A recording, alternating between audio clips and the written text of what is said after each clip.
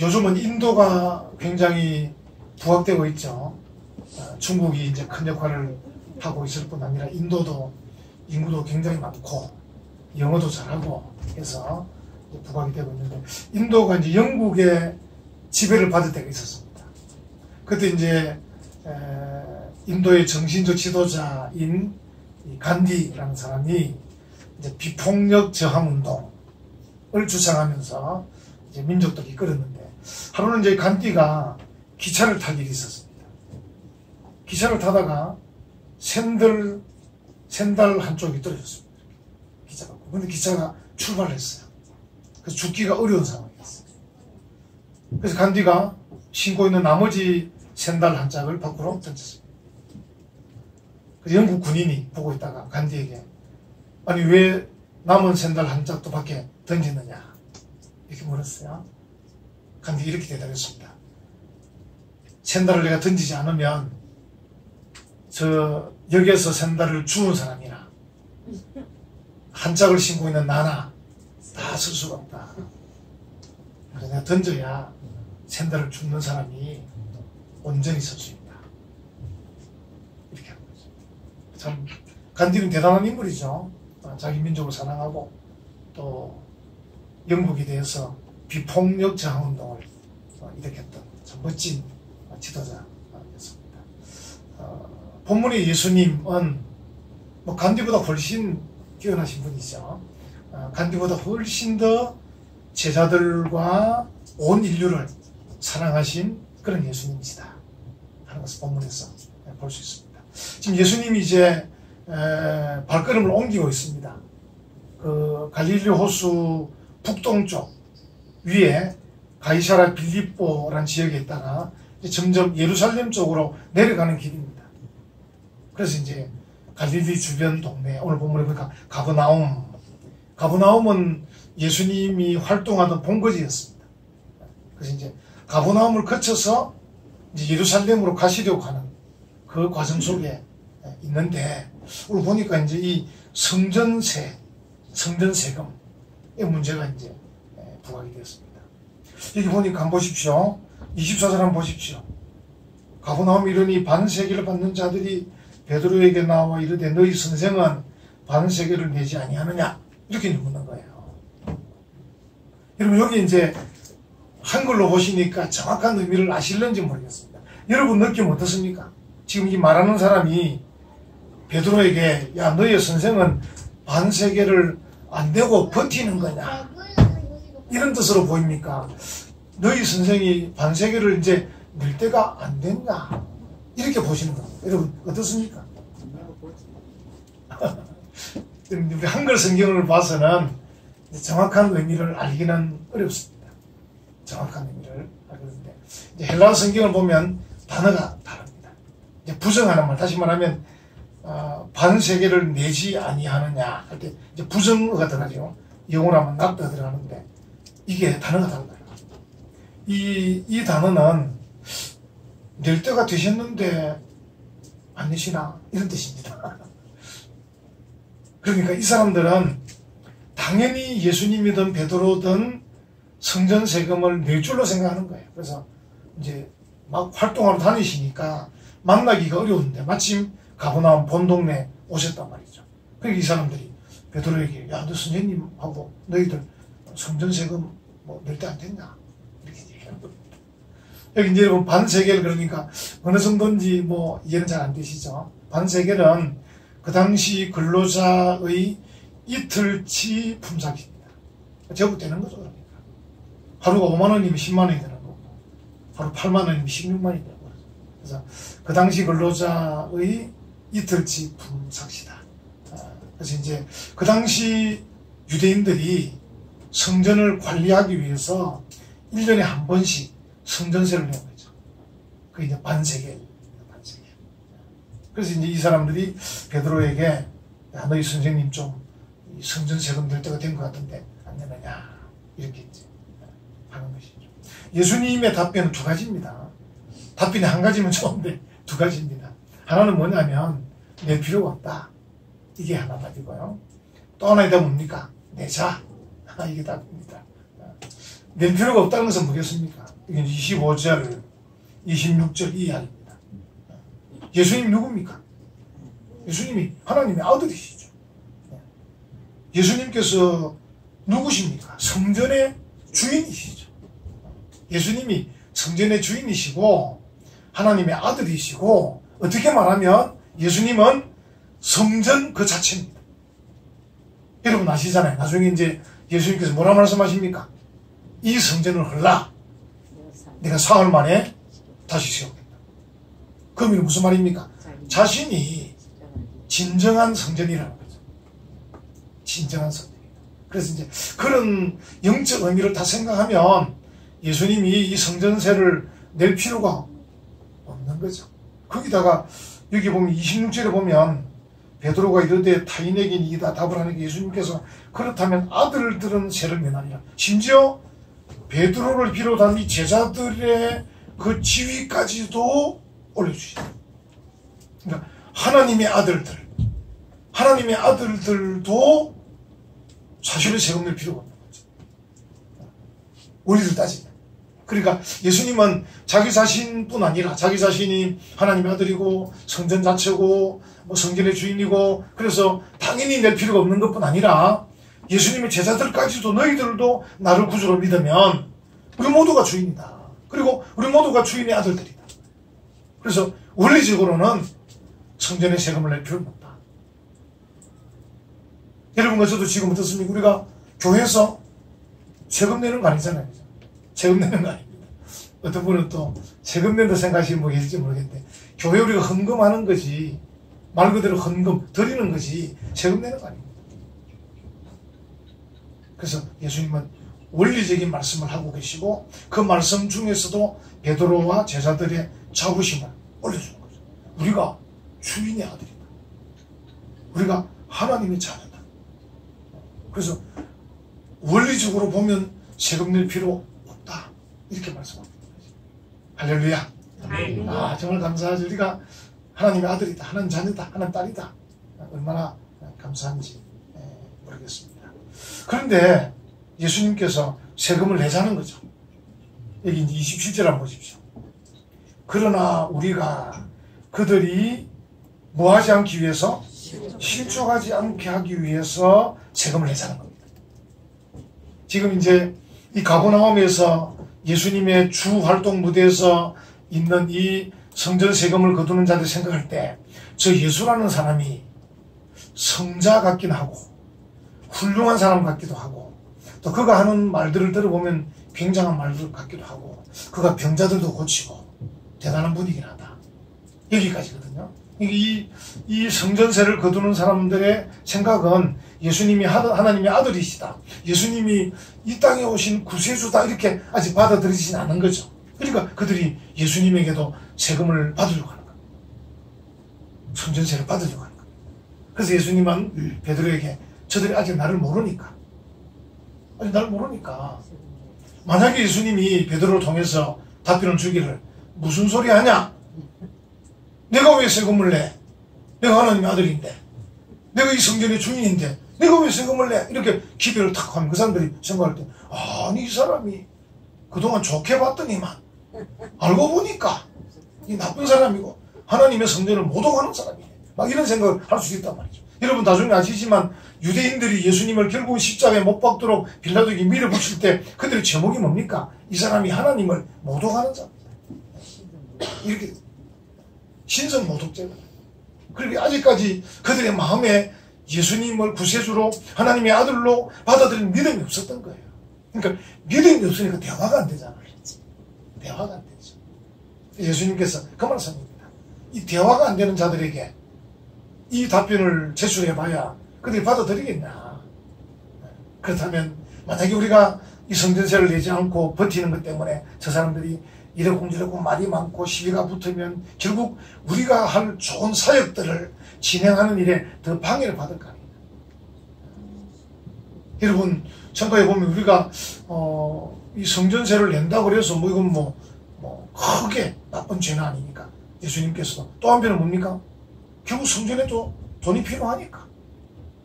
성전에 보수도 해야 되고 또 리모델링도 해야 되고 뭐 여러 가지 필요하니까 뭐 내자 그런 뜻이죠. 그러니까 참 예수님의 마음은 이제 우리가 오늘 본문에서 본받아야 될 이 중요한 키포인트입니다. 여러분과 제가 예수님을 따라가는 예수님의 제자들이고, 여러분과 제가 어떻게 보면 이 시대 작은 예수입니다. 이 시대 사람들은 오늘날 그 당시 사람이 베드로와 예수님을 바라보았던 것처럼 오늘 이 시대 사람들은 우리를 바라봅니다. 우리가 어떻게 말하고 다니느냐, 우리가 어떻게 행동하느냐, 우리가 어떻게 사랑을 나누느냐, 우리가 어떻게 하나님의 말씀대로 거룩하고 정결하게 사느냐, 이것을 보고 있다는 거죠. 그래서 우리는 엄밀한 의미에서 이 시대 작은 예수다. 이 시대 우리가 어쩌면 하나님의 자녀이다. 하나님 자녀. 믿음 없는 사람들이 하나님을 어떻게 볼 것이며, 믿음 없는 사람 어떻게 하나님의 말씀을 읽을 것이며, 믿음 없는 그들이 어떻게 예수님의 십자가를 이해할 것입니까? 우리를 보고 저 사람들 보니까 좀 이상하다, 저 사람들이 말하는 것과 행동하는 걸 보니까 우리가 좀 다르다. 이유가 뭐냐? 여러분, 그래서 어느 순간이 되면 세상 사람은 우리에게 이유를 꼭 묻습니다. 당신이 왜 교회 가냐? 우리에게 이유를 묻는 자들에게 대답할 것을 항상 예비하되 온유와 두려움을 하고, 그리고 항상 이제 이유를 묻는 자들에게 대답할 것을 준비해야 돼요.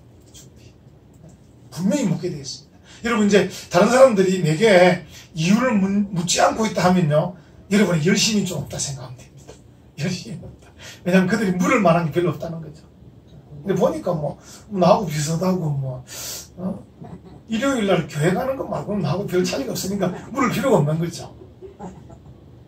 물을 필요가 없는 거죠.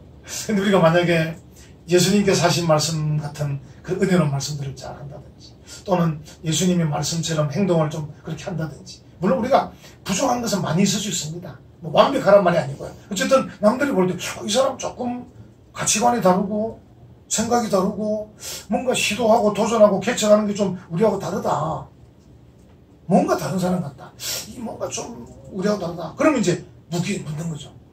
저쪽 교회 왜 갔냐, 교회가 목사가 무슨 말 하냐 이렇게 시비를 거는 거죠. 또는 이렇게 점잖지 않게 시비 거는 것도 있습니다. 더 나쁘게 시비 거는 거예요. 괜히 터집을 잡고, 괜히 미워하고, 괜히 핍박하고. 여러분, 그것도 이유를 묻는 거라 생각합니다. 아무 이유 없는데 내게 괜히 터집을 잡고 괜시리 미워하고 시비를 걸고 하는 그런 경우가 오면 여러분들이 이렇게 생각하면 됩니다. 아, 내게 이유를 묻고 있구나. 근데 우리가 열심도 없고 열정도 없고 뜨거움도 없고 불타는 마음도 없고 깨어 기도하지도 않고 하나님 말씀대로 살지도 않고 하나님 뜻대로 살고자 노력하지도 않으면요, 아무도 안 건드립니다. 건들 필요가 없는 거죠. 왜? 같으니까. 근데 말해보면 좀 다른 것 같아. 이 사람이, 이 사람 사는 거 보면 좀 다른 것 같아. 좀 달라야 없는 것이죠. 달라요. 여러분, 그래서 이제 이런 표현인데요, 거룩하다는 게 뭐냐? 거룩하다는 게 뭐냐? 세상 사람과 다른 게 거룩하다. 다르다. 좀 달라야 되죠. 그래서 우리가 이제 하나님 말씀을 통해서 은혜를 받고 또 깨달아서 우리의 좀 생각이 바뀌고 가치관이 바뀌어서 우리의 가치관이 기독교적 가치관, 성경적 가치관으로 정립이 돼야 나오는 말들이 세상 사람과 다른 구별된 그런 말들을 하게 되고, 그러면 그들이 시비를 걸게 돼요. 시비를 걸면 전투가 벌어집니다. 영적 전투가 벌어지고, 영적 전투가 벌어지면 코피도 나겠지만은 사람을 구할 수도 있습니다. 여러분, 용기가 좀 필요합니다. 우리가 용기가 필요하고 좀 열심도 필요하고 좀 도전 정신도 필요합니다. 그래야 늘 말씀드리지만 얻을 게 있습니다. 구할 게 있습니다. 그 지금 이제 예수님께서 지금 이제 가이사랴 빌립보에서부터 쭉쭉 내려와서 이제 가브나움을 거쳐서 쭉쭉쭉 예루살렘으로 가실 건데, 결국은 가시는 최종 목적지가 십자가거든요. 오늘 본문에 이제 22절, 23절에 내가 죽을 거다라고 말하지 않습니까? 그러니까 예수님의 십자가가 목적지인데, 이 목적지로 가는 과정 속에 성전세를 내는 이 정도의 걸림돌은 내는 게 맞다는 거지. 어떤 경우는 내가 죽더라도 하지 않아야 될 것은 안 하는 것도 있습니다. 근데 성전세를 내는 것은 예수님이 판단할 때 내도 된다고 생각하는 것이죠. 왜냐하면 안 내도 되지만 또 내면 성전에 관리하는 데 쓰이니까 내고 가자는 것이죠. 여러분, 우리가 예수님처럼 살아간다. 이 시대에 제가 처음 말씀드린 예수님처럼 살아가기 위해서 우리 앞에 걸림돌들이 많이 있어요. 이 걸림돌들 가운데 우리가 분간해야 돼요. 어떤 것들은 이걸 우리가 품고 지나가요. 품고.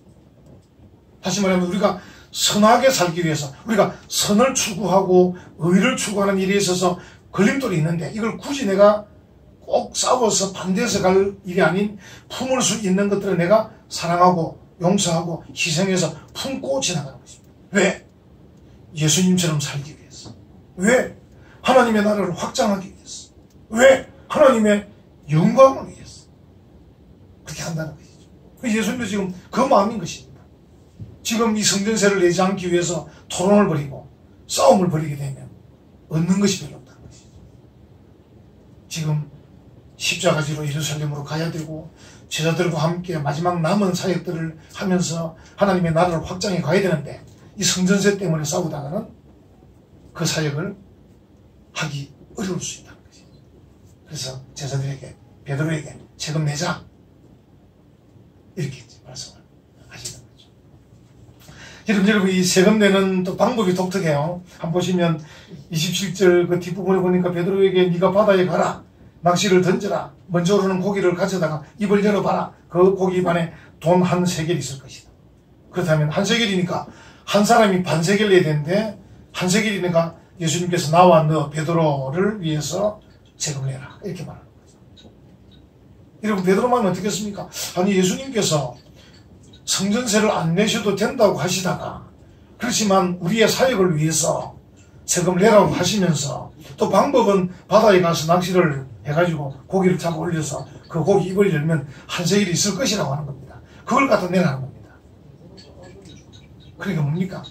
결국은 이 천지의 창조주 하나님의 아들 예수님 그리고 이 성전세를 내기는 내지만 성전보다 크신 예수님을 보여주신 베드로입니다. 그래서 성전세를 내는 것이 내가 힘이 없어 내는 게 아니고 우리의 사역을 위해 내는데 성전세를 내는 방법을 이렇게 보여주면서 내가 이만큼 힘은 있다. 물고기 입에 한 세겔이 들어있도록 만들 만큼 내가 창조주다. 힘은 있는데 나와 너희들의 사역을 위해서 내자. 이렇게 말씀해 주십니다. 예수님의 항상 이제 사랑의 마음, 희생의 마음이죠. 여기서 또 이제 참 재밌는 것은 예수님께 다른 제자들은 또 아마 다르게 뭘 하시는 것 같아요. 근데 베드로를 위해서 이제 가까이 있으니까 나와 너를 위해서 한 세겔을 주시는데 그러니까 베드로를 책임지시는 거죠. 성전세를 내시면서 결국 이제 예수님께서 예루살렘으로 가셔서 하실 일이 뭐예요? 십자가 지실 거잖아요. 그래서 온 인류의 죄를 대신해서 담당해서 십자가 지실 거란 말이에요. 그죠? 십자가. 그러니까 다른 사람이 죄값을 치러야 하는데 예수님이 대신 죄값을 치르시는 거죠. 그죠? 그걸 보여주는 거예요. 그러니까 성전세를 베드로도 내야 하지만 베드로 끝까지 예수님이 함께 한 세계를 만들어서 주시면서 내라고 하시는 것. 결국은 예수님이 내가 너의 성전세도 너의 죄도 다 내가 담당한다. 이렇게 보여주죠. 여러분 예수님의 사역이라는 게 그거 아닙니까? 예수님의 사역이라는 것이 다른 사람 인류의 죄를 담당하셔서 그 죄값을 예수님이 치르시고 그 예수를 구주로 믿는 자들이 구원받게 하는 것. 그게 예수님 사역이거든. 예수님 사역이죠. 여러분과 저도 어떻습니까? 우리가 예수님처럼 산다는 것은 결국 뭡니까? 다른 사람들의 몫까지도 내가 담당한다는 거거든요. 다른 사람들의 몫을 내가 담당하기 위해서 뭐가 필요합니까? 희생이 필요합니다. 사랑이 필요하고 섬김이 필요하고 충성이 필요합니다. 우리 얼마 전에 어떤 뭐 문장 생각해 놨죠. 이제 제가 우리 교회가 지금 새 건물에서 붙이고 그래서 못 붙이고 있는데 어떻게 만들죠? 사랑과 섬김, 콤마, 당신이 교회입니다. 보통 사람들이 막 다른 사람에게 욕하거든요. 네가 뭐 안 하냐는데 아니다. 당신이 사랑과 섬김을 해라. 당신이 교회다. 또는 다르게 어떻게 말하면 되겠습니까? 희생과 사랑, 콤마, 당신이 예수입니다. 할렐루야. 우리가 예수입니다. 이 시대는 우리가 예수님처럼 해야 돼요. 많은 분들이 이제 다른 사람에 대해서 계속 얘기해요. 뭐 대한민국이 왜 이러냐, 교회가 왜 이러냐, 뭐 저 집사가 왜 이러냐, 뭐 그럴 수 있습니다. 근데 물론 뭐 비판도 필요하면 하겠지만 그보다 더 근본적인 것은 과연 내가 예수님처럼 희생과 사랑을 하고 있나? 내가 과연 예수님처럼 사랑과 섬김하고 있나? 왜? 내가 교회인데, 내가 이 시대 예수인데, 내가 대한민국 국민인데. 지금 요즘 보니까 일본의 이 경제 보복 때문에 저도 지금 마음이 졸여가지고 이게 어떻게 될 건가 뭐 걱정이 많이 되긴 돼요. 저는 이제 좀 괜찮은데 우리 아들하고 손자하고 잘 살아야 될 그런 나라인데 이 집 나라 경제가 어떻게 될 건가 뭐 걱정이 되는 거예요. 그래 참 국민의 한 사람으로 제가 바라는 거는 뭐냐면 어쨌든 이런 중요한 때는 이 외부의 적과 싸울 때는 어쨌든 이때는 여야 정치인이 하나가 돼가지고 한 목소리를 좀 탁 내줘야 되고 국민들은 불매운동이라든지 일본에 안 간다 이런 쫙 운동을 벌이고 이렇게 해서 이제 일본과 협상 테이블에 앉아야 유리한데 이 정치권들이 많이 많으면 일본에서 우습게 보는 거죠. 그래서 우리가 사실 그동안에 임진왜란, 정유재란, 한일합방 얼마나 많이 일본에 다녔습니까? 그래서 우리 보고 이 콩가루 집안이라고 일본 사람들이 놀리고 있지 않습니까? 한국 사람들은 한 사람 한 사람은 굉장히 똑똑한데 뭉치지는 못하는 나라다 이렇게 우리가 얕잡고 일본은 우리보다 훨씬 더 키도 작고 모든 게 부족한 사람들인데 딱 뭉치는 나라. 전에 말씀드렸지만 지금도 일본은 아이들 초등학생들이 혼자 학교 안 갑니다. 딱 자기 집 앞에 서 있습니다. 이 앞에 관동로 27번 길 100일 앞에 서 있으면 103이 집에 딱 걸어오면 둘이서 또 죽어요. 그 다음에 관동로 27번 100또 5집에서 그러니까 집집마다 딱 서 있는 애들이 내려오면서 딱 합해서 나가 학교 앞에 갈 때는 한 7, 8명 10여 명이 딱 들어. 누가 건드리기 어렵겠죠. 뭉쳐서 가니까. 지금도 이렇게 제가 봤어. 우리나라는 엄마가 자동차 태워서 탁 데려가십니다. 학교 앞에. 비 오는 날은 학교 앞에 완전히 막 난장판입니다. 창원권 엄마들. 안타깝죠.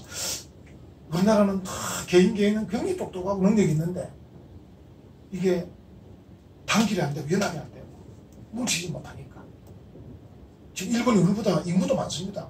사실 우리가 지금 붙으면 이길 가능성이 별로 없습니다.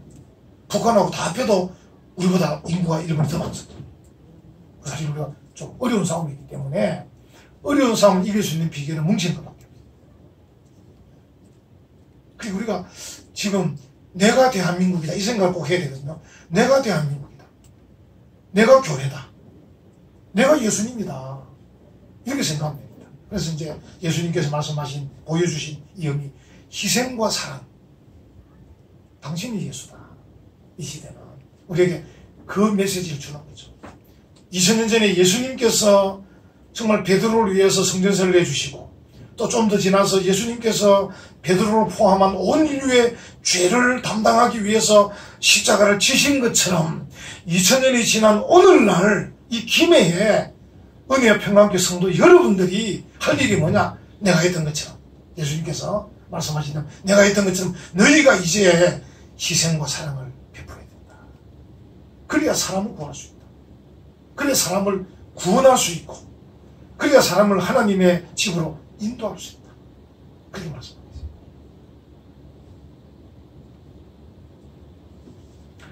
여러분에게 주신 사명이 무엇인지 하나님께서 있을 겁니다. 생각해보면. 그래서 내가 받은 사명이 뭔지 그리고 이 사명을 감당하기 위해서 내가 할 희생이 있는지 내가 할 사랑이 있는지 이 살펴보는 그 여유가 필요합니다. 그리스도인들이 그냥 우리가 그런 생각을 안 하고 예수님께서 어떻게 말하시고 행동하셨나, 또 예수님께서 우리에게 뭘 바라시는가를 생각할 여유가 없이 살아가면 우리가 세상 사람과 다를 바가 없습니다. 성도는 어떻게 합니까? 깨어 기도하고 여유 있게 침착하게 자신의 사명을 생각하고, 그리고 그 가운데 내가 할 희생이 뭐냐, 사랑이 뭐냐를 생각해서 우선은 교회 안에서부터 믿는 자에게서, 그리고 더 나아가서 사회로 나가서 베풀어야 한다는 것이죠. 그래서 우리가 기독교는 사랑이라고 하는데, 우리가 사랑을 베풀지도 않으면서 복음을 전구할 수는 없는 거 아닙니까? 기독교는 사랑이에요. 그래서 우리가 사랑과 희생을 베풀면서 나가야 되는데, 우리가 나가다 보면 걸림돌들이 있을 겁니다. 오늘 예수님 같으면 성전세 내세요 이렇게. 근데 실제로 안 내도 되는 건데 내세요. 걸림돌이 있는데 예수님은 그래, 이거 감당하자. 여러분의 앞에 걸림돌들이 있을 겁니다. 내가 이까지 해야 되나. 그럼 부부간에도 있습니다. 그래서 부부간에도 서로 존중해야 돼요.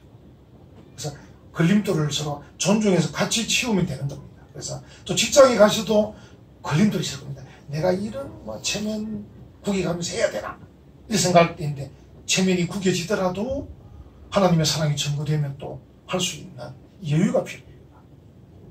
사업할 때도 마찬가지. 우리 학생들은 학교에서도 마찬가지.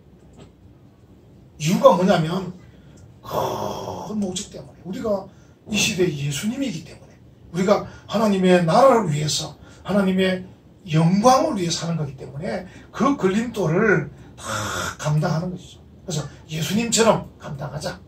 예수님이 걸어가신 그 걸음을 닮아가자. 그래서 우리가 생각하는 선, 거룩, 아름다움, 향기남, 하나님의 영광, 이런 것들이 손해보지 않도록 결국 우리가 선을 이루어야 되고 거룩을 이루어야 되고 하나님의 나라를 확장시켜야 되고 하나님께 영광을 돌려야 되는데, 이 조그마한 걸림돌 때문에 손해보면 되겠습니까? 내가 희생하자. 내가 살아가자. 그렇게 해서 여러분이 걸어가는 그 아름다운 걸음이 잘 전진돼 갈 수 있도록 예수님처럼 사랑과 희생을 베풀며 나아가는 멋진 믿음의 성도들 되시기를 간절히 축원합니다. 아멘. 하나님께 헌금 드리겠습니다. 94장 찬송 부르면서 헌금하겠습니다.